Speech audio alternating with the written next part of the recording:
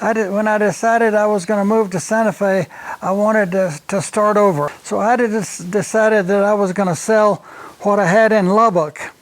For one thing, it would have been a heck of a job to transport that stuff.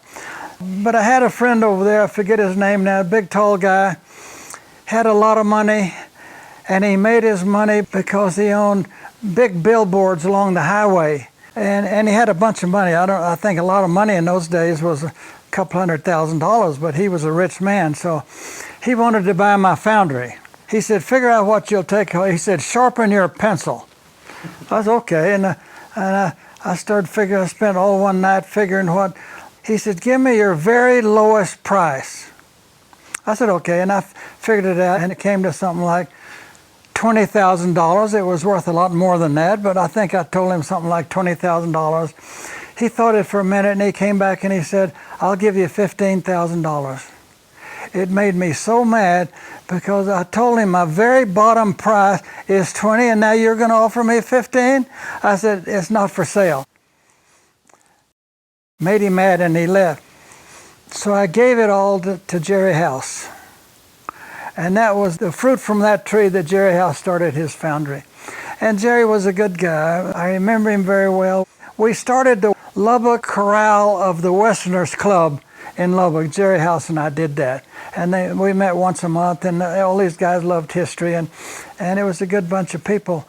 And but Jerry had a thing going. He loved Paul Harvey, the radio commentator. And Paul came on at 12 o'clock noon, and he had a 15-minute program, and he didn't say anything to Jerry House during that 15 minutes. And he introduced me to Paul Harvey, and later on, I read someplace that Joe Grandee, the artist from Texas, traded Paul Harvey a painting for some advertising on his radio program, and Paul Harvey had a huge following. And so I wrote Paul Harvey a letter one time, and I said, Mr. Harvey, I'm struggling. I said, but I'm casting bronzes. I said, I'll give you some bronzes for advertising on your program. And I got a really nice letter back from Paul Harvey, handwritten, and said, Mr. Fenn, I'm sorry I can't trade. My corporation won't let me trade. And he said, I did trade with Joe Grandee, but he said, I can't do.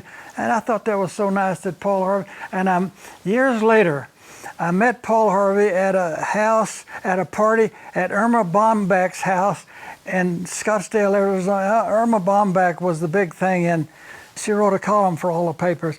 And at that same party was a guy by the name of Joe Garaggiolo, who had been a catcher in the big leagues. And I met Paul Harvey and Joe Garaggiolo at that party, and gee, I thought I was in heaven with those guys.